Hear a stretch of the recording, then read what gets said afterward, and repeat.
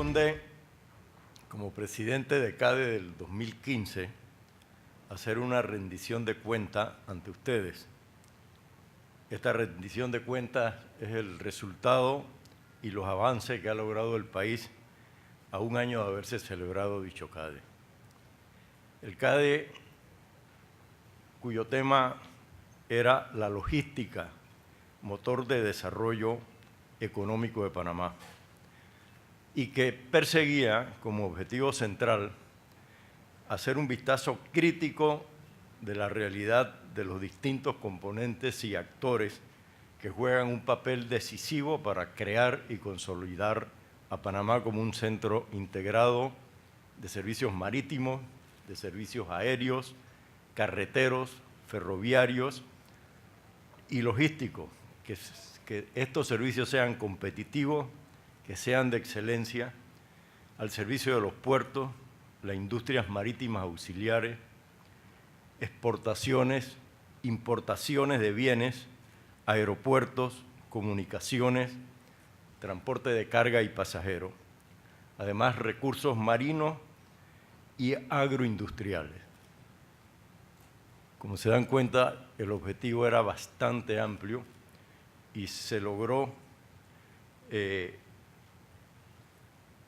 una amplia discusión que nos permitió establecer claramente cuáles deben ser los pasos que tiene que seguir el país para desarrollar actividades que generen realmente un valor agregado de estos sectores, tanto al comercio nacional como al comercio internacional.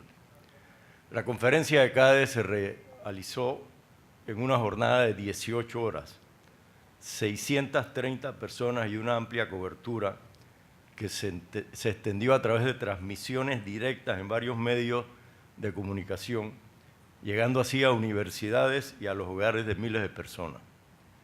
Contó con la participación de la vicepresidenta de la República, 3 ministros de Estado, 3 viceministros, 7 directores de entidades autónomas, lo que pone en evidencia el interés del gobierno en desarrollar el sector logístico. También con notados oradores nacionales e internacionales en 10 paneles y la presencia del expresidente del Perú, Alan García. Esta jornada puso en evidencia las fortalezas, las debilidades, así como las oportunidades y amenazas de las actividades que conforman el conglomerado logístico.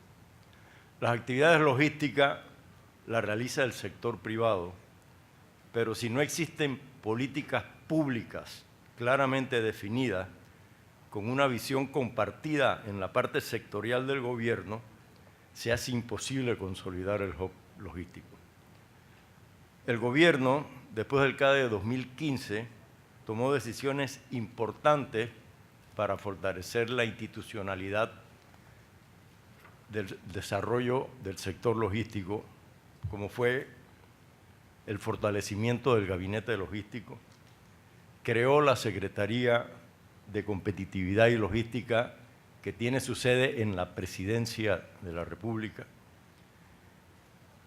incluyó al sector privado en el Gabinete Logístico, porque, como decía anteriormente, la actividad logística la lleva el sector privado y la regula las entidades del gobierno. Si no hay presencia del sector privado a nivel donde se toman las decisiones que afectan o que pueden mejorar y desarrollar el sector, pues ya estaba cojeando ese gabinete logístico. Sin embargo, ¿no?, el gabinete logístico, los ministros involucrados se dieron cuenta que era completamente necesario que participara el sector privado. También el gobierno está en proceso de licitar el plan maestro de la zona interoceánica. Esto es muy importante. Cuando nosotros íbamos a recibir el Canal de Panamá, a mediados de los 90 se hizo un plan maestro de uso de suelo para poder desarrollar efectivamente en una forma inteligente las áreas revertidas. Pero en ese momento, en esa etapa de la vida nacional, había un claro desconocimiento del potencial que realmente tenía las áreas aledañas al Canal de Panamá. Y ese plan de uso de suelo tenía errores fundamentales, ¿no? Por ejemplo, al lado de los puertos, que siempre están en un proceso de expansión, hicieron barriadas. Las ciudades portuarias han tenido permanente conflicto entre el puerto y la ciudad. Y muchos puertos importantes han dejado de ser lo importante porque fueron absorbidos por la ciudad. Y así hay una serie de ejemplos que obviamente no permitieron al comienzo de la creación de la Autoridad de la Región Interoceánica hacer una agresiva promoción del sector logístico cerca de las riberas del canal. Para ponerle un ejemplo, ¿no? Y ayer lo hablaba con el embajador de Holanda, Holanda es 1/3 del territorio de Panamá. Si agarramos el puerto de Róterdam, entra en el río Rin más de 45 kilómetros. Es uno de los puertos más importantes del mundo. La actividad económica y movimientos de barco y de carga impacta en toda Europa. De ribera a ribera hasta bien adentro del Rin, hay actividades de toda naturaleza que están relacionadas con importaciones, exportaciones de bienes, valores agregados a la carga. Cuando uno le pregunta a un alemán cuál es el puerto más importante de Alemania, dicen Róterdam. No está en Alemania, está en Holanda. Y el uso que nosotros le estamos dando al Canal de Panamá con la posibilidad que se presenta con la ampliación es realmente bastante marginal. O sea, estamos perdiendo como pueblo, como nación, grandes oportunidades. Pero también el resto del país, ¿no? Ya se ha terminado el estudio de la creación de un corredor logístico en la parte occidental del país, entre Chiriquí y Bocas del Toro, ¿no? Y también se ha terminado el estudio para la construcción de un puerto en Barú que complementaría la operación logística del país y fortalecería el proceso de exportación, sobre todo de productos agrícolas, donde no estamos entrando en el mercado. También para darles una idea, nosotros exportamos alrededor de 8.000 contenedores de productos agrícolas. Nuestro vecino, Costa Rica, exporta 800.000. Con puertos realmente sumamente atrasados, con poco equipo, con carreteras de mucha complejidad. La producción agrícola en Costa Rica se hace en el Pacífico. Tiene que subir el camión 3.000 metros de altura para poder llegar al Atlántico, que es donde se exporta. Pero, ¿qué es lo que ha sucedido? Merckx está invirtiendo $1.000 millones en Costa Rica para hacer un puerto completamente moderno. Entonces, ha habido una pérdida de oportunidad extraordinaria por no solamente ver el desarrollo logístico en las áreas aledañas al canal y descuidar el resto del país. Y yo creo que un país con 3.000 kilómetros de costa, creo que España tiene como 3.200, un poquitito más que Panamá, con una cintura muy delgada.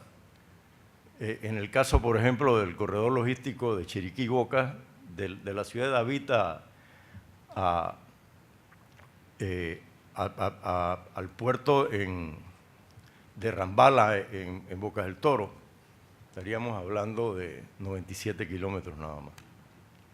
Entonces, en fin, estos avances que está haciendo el gobierno van hacia la línea correcta. Nos queda pendiente algo que es importante, la Ley Nacional de Logística. ¿Por qué? Porque tiene que haber una ley que esté por encima de toda la parte sectorial del gobierno de manera que entidades del gobierno no tomen iniciativas que luego afecten al sector. ¿No? Acaba de suceder algo con AUPSA, que puso unas tasas a las líneas navieras y que nos sacaba de competencia, pero el gobierno corrigió inmediatamente la medida. Pero si existiera una ley antes de tomar medidas, tienen que pasar por el filtro del gabinete logístico y ampararse dentro de ese marco jurídico. Somos un país que no se adapta a los cambios y quedó en evidencia en el CADE del año pasado. Estos cambios que van surgiendo en el mundo y que, sujetos a presiones de poco internamente, en detrimento de mucho, como nos pasó cuando fuimos a negociar el GATT. Fuimos el último país de América que entró al GATT. Y era porque se oponían 7 industriales panameños a toda costa que pudiéramos entrar. Entonces, para poder entrar y convertirnos en un hub logístico, obviamente tenemos que entender, ¿no?, que el sector logístico representa el 32% del PIB, ¿no?, y es el mayor atractivo de inversiones extranjeras de Panamá.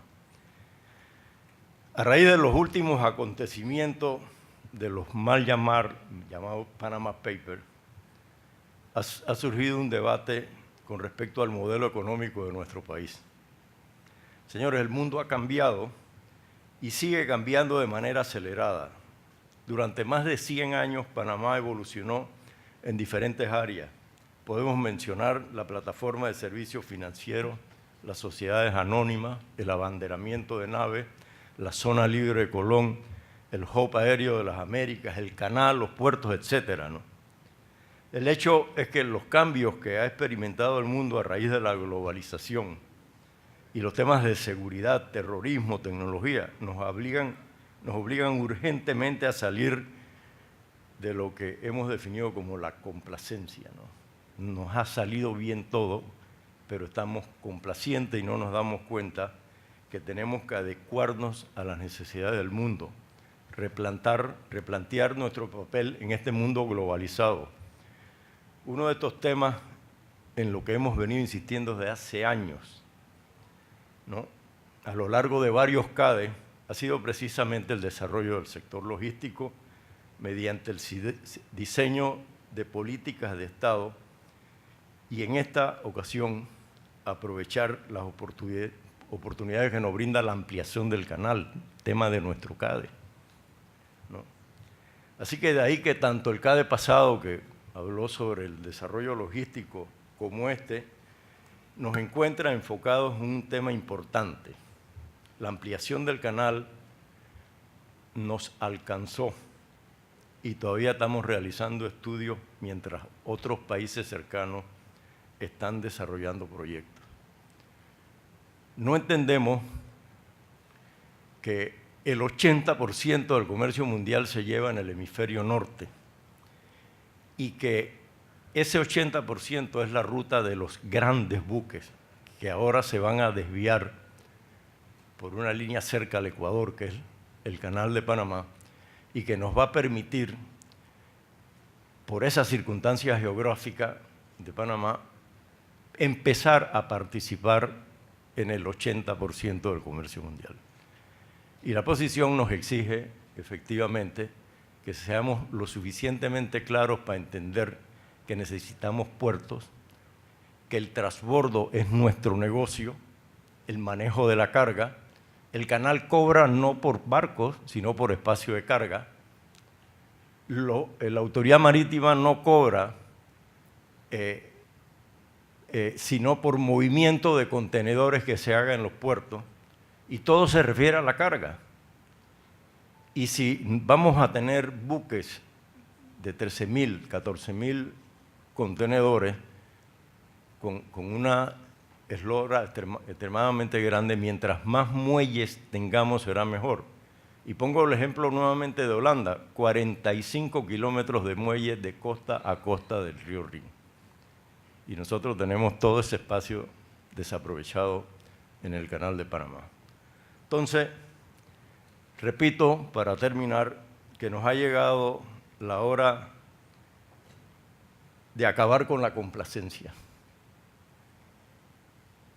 y cambiar nuestro modelo económico, aprovechar las circunstancias de lo que vamos a discutir en estos próximos 2 días.